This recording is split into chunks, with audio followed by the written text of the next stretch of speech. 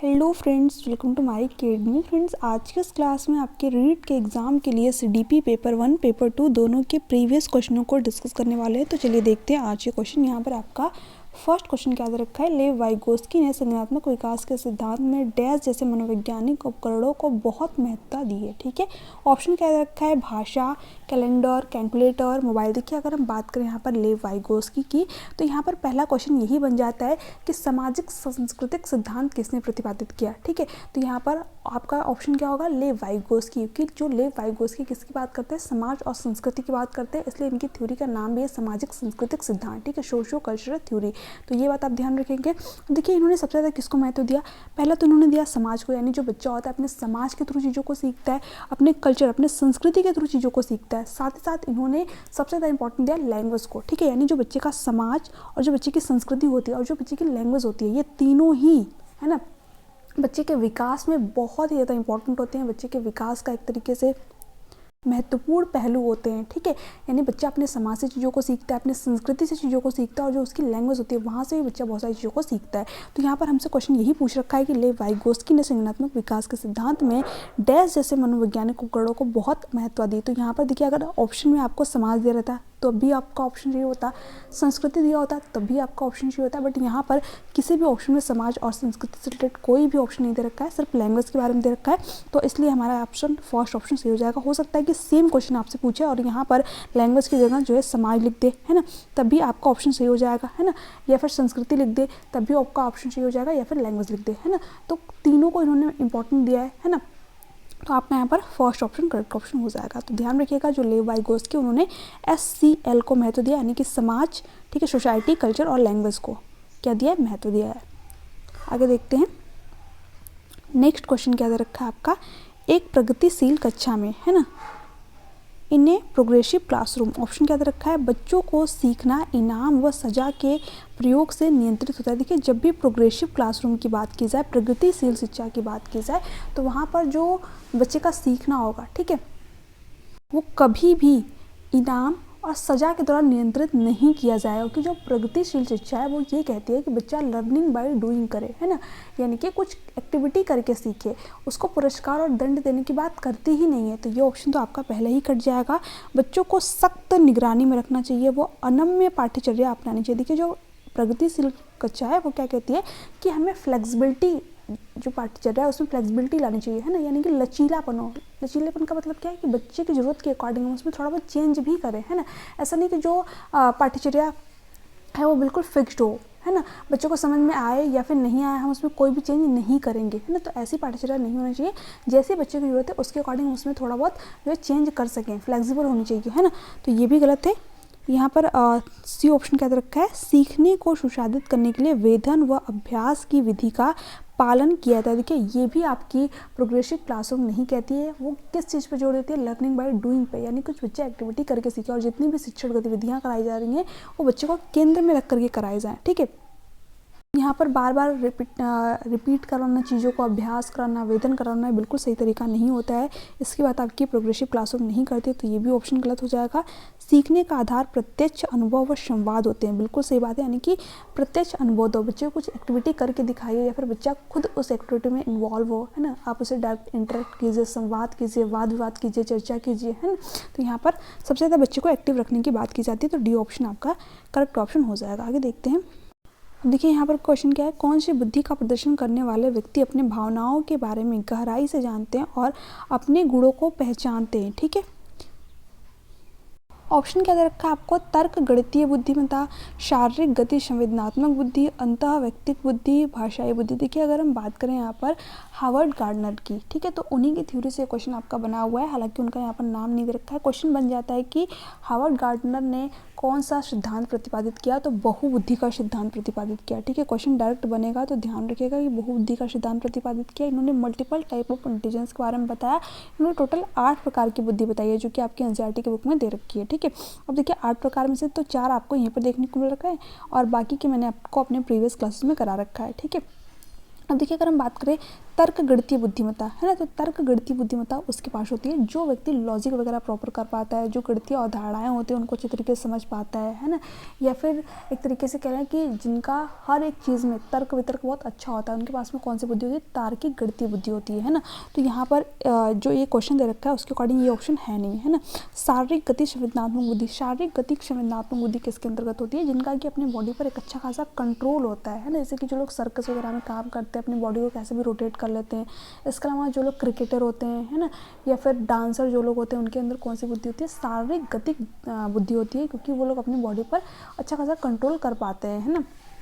तो यहाँ पर इसकी भी बात नहीं हो रही है। अंतः व्यक्तिक बुद्धि, इंट्रा पर्सनल इंटेलिजेंस, बिल्कुल सही बात हो जाएगी। देखिए जो इंट्रा पर्सनल इंटेलिजेंस वाला व्यक्ति होता है, यानी कि अंतः व्यक्तिक बुद्धि वाला जो व्यक्ति होता है, वो खुद के बारे में जानता है ना, खुद की भावनाओं के बारे में जानता है ना, खुद के गुणों की पहचान अच्छी तरीके से कर पाता है ना। यानी कि खुद के बारे में अच्छी तरीके से नॉलेज रख पाना कौन से व्यक्ति के पास में होगा, जो इंट्रा पर्सनल इंटेलिजेंस, जैसे कि आपके गौतम बुद्ध जी हो गए, ठीक है। तो यहाँ पर आपका सी ऑप्शन करेक्ट ऑप्शन हो जाएगा। क्वेश्चन में यही दे रखा था कि कौन सी बुद्धि का प्रदर्शन करने वाले व्यक्ति अपने भावनाओं, जब भी अपने की बात की जाए ना, अपने भावनाओं, अपने अंदर के ज्ञान को जानना, ठीक है, अपने स्वभाव को जानना, तो वहाँ पर हो जाएगा आपका इंट्रा, ठीक है, ध्यान रखिएगा इंट्रा। लिंग्विस्टिक यानी कि भाषाई बुद्धि किसके अंतर्गत होगी, जैसे कि कवि हो गए, वकील हो गए, यानी कि जिनकी अपनी भाषा पर एक अच्छी खासी पकड़ हो, अपनी लैंग्वेज के थ्रू वो लोग दूसरे व्यक्तियों को प्रभावित करते हैं, उनके पास में कौन सी बुद्धि होगी, आपकी भाषाई बुद्धि होगी, ठीक है। तो ये सभी पॉइंट आपको ध्यान रखने, हालांकि इन्हीं चारों से आपके एग्जाम में डायरेक्ट क्वेश्चन बनते हैं, बट एक और है आपका प्रकृतिवादी बुद्धि। इन सभी चीज़ों के बारे में मैंने बता रखा है आपको, जो प्रीवियस क्लास में अच्छी तरीके से जाकर के आप देख सकते हैं। आगे चलते हैं। अब देखिए यहाँ पर क्वेश्चन क्या है, कौन सा परिप्रेक्ष्य भाषा को संज्ञान को सुशासित करने वाले महत्वपूर्ण उपकरण के रूप में देखता है, ठीक है। अब देखिए यहाँ पर डायरेक्ट आपको लेव वाइगोस्की का नाम नहीं दे रखा है, बट उनकी थ्योरी से रिलेट करके क्वेश्चन जरूर पूछ रखा है। व्यवहारवादी तो लैंग्वेज वगैरह की बात करते नहीं है, तो जो रीइंफोर्समेंट की बात करते हैं, है ना, अनुकरण की बात करते हैं, पुरस्कार और दंड की बात करते हैं, तो ये ऑप्शन तो आपका होगा नहीं, ठीक है। सूचना संकरण, इसका यहाँ पर कोई मतलब नहीं है, ठीक है। सामाजिक संस्कृति, बिल्कुल सही बात है आपकी हो जाएगी। देखिए जब भी SCL की बात हो ना, लैंग्वेज आपको दिख गया, ठीक है। तो यहाँ पर ये दे रखा है कि कौन सा परिप्रेक्ष्य भाषा को संज्ञान को सुशासित करने वाले महत्वपूर्ण उपकरण में देखता है, तो कौन सा है, जो लेव वाइगोस्की का सामाजिक सांस्कृतिक सिद्धांत है, उसी में तो आपके समाज, संस्कृति और कल्चर की बात की गई है, ठीक है, और लैंग्वेज की बात की गई है। तो यहाँ पर आपका हो जाएगा सी ऑप्शन। और उसको दिया किसने है, तो लेव वाइगोस्की ने दिया है, ठीक है। जो सामाजिक सांस्कृतिक सिद्धांत है, सो किसने दिया है, लेव वाइगोस्की ने दिया है। मनोगतिशील, ये आपका यहाँ पर होगा नहीं, ठीक है। तो यहाँ पर आपका सी ऑप्शन करेक्ट ऑप्शन हो जाएगा। बाकी आगे देखते हैं क्वेश्चन क्या है। कक्षा में विविधता को समायोजित करने के लिए निम्नलिखित में से कौन सा एक प्रभावी रणनीति नहीं है, ठीक है। सामाजिक और सांस्कृतिक संदर्भ का पता लगाना, ये तो आपका प्रभावी रणनीति है, क्योंकि अगर आप बच्चे के सामाजिक और सांस्कृतिक परिप्रेक्ष्य को पता लगा पाएंगे तो उसके अकॉर्डिंग बच्चे को एजुकेशन प्रोवाइड कर पाएंगे, है ना। तो ये तो आपका यहाँ पर एक अच्छा रणनीति है ना। तो ये ऑप्शन आपका यहाँ पर होगा नहीं, है ना। छात्रों को विविध पृष्ठभूमि के अनुरूप शिक्षा शास्त्र, देखिए यहाँ पर विविधता को समायोजित करने की बात की गई है ना। तो यहाँ पर ऐसा नहीं है कि किसी एक ही बच्चे के कल्चर का आप एग्जाम्पल दे रहे हैं, जो बच्चे के अनेक मतलब जो अलग अलग बच्चे हैं, जो उनके अलग अलग कल्चर हैं, ठीक है, या फिर जो उनके अलग अलग धर्म है, आप सभी धर्मों का एग्जाम्पल दीजिए, अनेक कल्चर के बारे में बताइए, ठीक है, ताकि सभी का एक तरीके से वहाँ पर क्लासरूम में सम्मान हो सके, ठीक है, सभी को इम्पोर्टेंस मिल सके, एक समान महत्व मिल सके, ठीक है। तो यहाँ पर इस तरीके से छात्रों की जो विविध पृष्ठभूमियाँ हैं उनके अनुरूप शिक्षा शास्त्र करना चाहिए, है ना। ये भी आपका इम्पोर्टेंट है, ये भी एक सही प्रभावी रणनीति हो जाएगी। तो ये भी ऑप्शन नहीं होगा, क्योंकि पूछा है कौन सा नहीं है। ऐसे विविध उदाहरण प्रदान करना जो सभी अभ्यर्थियों के लिए अर्थपूर्ण हो, सही, बिल्कुल सही बात है। मतलब कि अगर आप क्लासरूम में अलग अलग उदाहरण दे रहे हैं तो हर एक बच्चा वहाँ पर सीख पाएगा। हो सकता है कोई बच्चा अलग एग्जाम्पल से सीखे, दूसरा बच्चा कुछ अलग एग्जाम्पल से सीखे, है ना। तो ये भी बात आपकी सही है, तो ये भी ऑप्शन नहीं होगा, ठीक है। तीनों ऑप्शन आपके नहीं होगी। क्वेश्चन में देख लीजिए आप, यहाँ पर पूछा गया है कौन सी एक प्रभावी रणनीति नहीं है, ठीक है। तो अब आपका डी ऑप्शन बच रहा है, निर्देशों के मानक सेट का उपयोग करना और शिक्षार्थियों की पृष्ठभूमि को अनदेखा करना, यही बिल्कुल गलत तरीका हो जाएगा।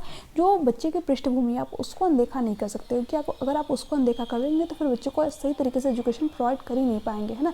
जब आपको बच्चे की पृष्ठभूमि के बारे में ही नहीं पता होगा, है ना, फिर आपको उसको किस बेस पे एजुकेशन प्रोवाइड करेंगे, ठीक है। तो इसलिए सबसे पहले जो बच्चे की पृष्ठभूमि होती है, बच्चा कहाँ से आया है ना, उसके पास कितनी नॉलेज है ना, सबसे पहले ये चेक करना सबसे ज़्यादा इंपॉर्टेंट होता है ना। तो ये आपका यहाँ पर गलत हो जाएगा और यही आपका करेक्ट ऑप्शन हो जाएगा, क्योंकि जैसे आप एग्ज़ाम वगैरह भी देते हैं तो उससे पहले आप उसके प्रीवियस ईयर क्वेश्चन देखते हैं, ठीक है, सारी चीज़ देखते हैं कि अच्छा यहाँ पर क्वेश्चन किस तरीके से आ रहे हैं, है ना, क्या रणनीति होनी चाहिए, उसके बाद में आप एग्ज़ाम की तैयारी करने बैठते हैं, है ना। और यही सही तरीका होता है। इसी तरह जब आप बच्चे को पढ़ाने भी जा रहे हैं तो सबसे पहले देखिए कि बच्चे को कितनी नॉलेज है ना, बच्चा कितनी चीज़ें सीख रखा है, उसकी पृष्ठभूमि क्या है ना। उसके बाद जो है आप अपनी जो शिक्षण जो विधियाँ हैं उसको तैयार कीजिए, या फिर जो मेथड है उसको तैयार कीजिए, किस तरीके से बच्चे को पढ़ाना है ना। तो यहाँ पर ये सारी चीज़ें दे रखी थी। आगे देखते हैं।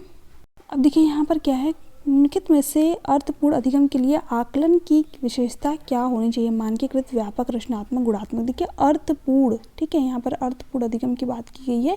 तो मानकीकृत तो होगा नहीं। मानकीकृत में क्या होता है, बिल्कुल फिक्स्ड कर देना, है ना, यानी जैसे कि एक तरीके से जो मेरिट बनती है ना, कि जो सबसे हाईएस्ट नंबर आएगा, है ना, उस बच्चे का सिलेक्शन हो जाएगा, जो थोड़े से कम वाले उनका सिलेक्शन नहीं होगा, है ना। तो ये आपके स्टैंडर्ड जो है परीक्षणी होते हैं, ठीक है, मानकीकृत परीक्षणी होते हैं, है ना, जिसमें कि कौन फेल हो रहा है, जो पास होता है उसको सभी लोग जानते हैं, लेकिन जो फेल हो गया उसको कोई नहीं जान पाता है ना। तो इसमें बच्चे के मन में कहीं ना कहीं मतलब बहुत सारी चीज़ें रह जाती हैं, ठीक है। हालांकि इस चीज़ पे कभी बाद में बात करेंगे।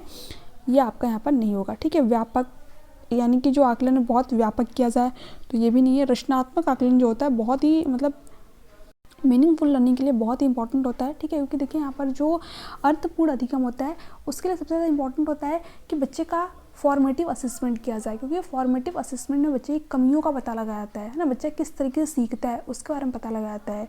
तो ये सबसे ज़्यादा आपका इंपॉर्टेंट होता है। आपका यहाँ पर सी ऑप्शन करेक्ट ऑप्शन हो जाएगा। आप सभी का यहाँ पर एफ वगैरह या फिर एस वगैरह हुआ भी होगा, ठीक है। तो समेटिव से बढ़िया आपका फॉर्मेटिव होता है। गुणात्मक, क्वालिटी नहीं, क्वालिटी और क्वांटिटेटिव दोनों ही इसके अंदर आपका आ जाते हैं, ठीक है। तो इसलिए फॉर्मेटिव आपका बढ़िया होता है, ये आपका नहीं होगा, ठीक है। आगे देखते हैं यहाँ पर क्वेश्चन क्या दे रखा है। यहाँ पर क्वेश्चन क्या है, जीन पियाजे ने सुझाव दिया कि बच्चे बड़ों से अलग सोचते और सीखते हैं, ठीक है। बी ऑप्शन क्या है, भाषा विकास को सुसाधित करती है। बच्चों की सोच वयस्कों से मात्रात्मक रूप से भिन्न होती है।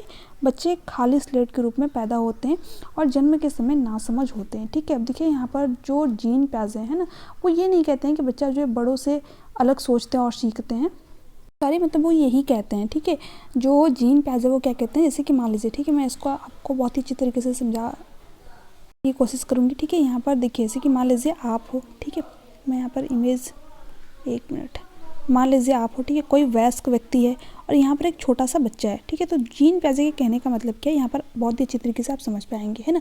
अब जितना आप सोच पा रहे हैं उतना एक छोटा बच्चा भी सोच पाएगा, यानी जो क्वांटिटी होती है, जो मात्रा होती है सोचने की, वो सेम ही होती है। जितना आप सोच पा रहे हैं, जितना आप थिंकिंग कर पा रहे हैं, उतना एक छोटा बच्चा भी थिंकिंग कर पाता है, ठीक है।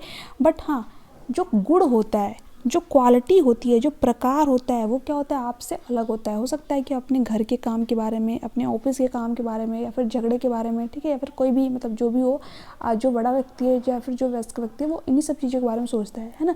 जो छोटा बच्चा है वो अपनी चॉकलेट्स के बारे में सोच सकता है, अपने खिलौनों के बारे में सोच सकता है ना, क्योंकि उसको उस सब से मतलब है ना। तो यहाँ पर जो गुण होता है वो अलग होता है वयस्क और छोटे बच्चे के सोचने का, है ना।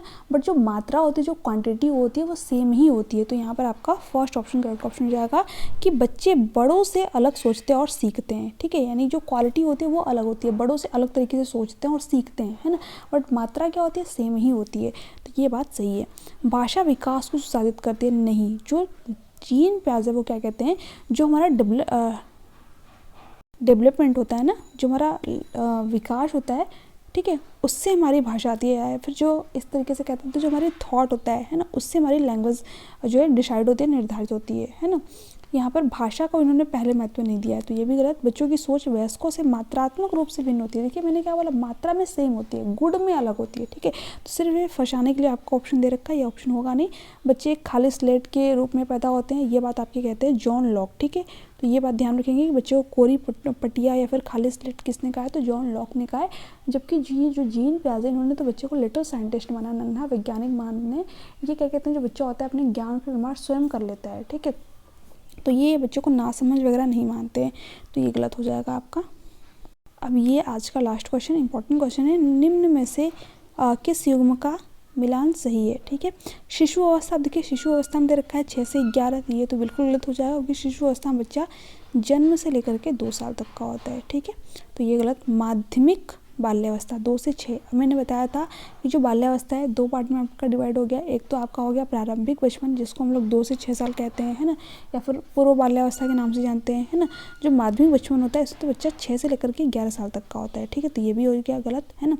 इसको हमने रखा है अमूर्त संक्रियात्मक अवस्था 11 साल से अधिक, बिल्कुल सही बात है। देखिए जो जीन प्याजे की लास्ट स्टेज है या फिर कह सकते हैं जो अमूर्त संक्रियात्मक अवस्था है, ठीक है, जो इसी को औपचारिक संक्रियात्मक अवस्था के नाम से भी जानते हैं, फॉर्मल ऑपरेशनल स्टेज, इसमें बच्चा क्या होता है 11 साल से ज़्यादा का होता है। ये बात बिल्कुल सही है, तो सी ऑप्शन आपका करेक्ट ऑप्शन हो जाएगा।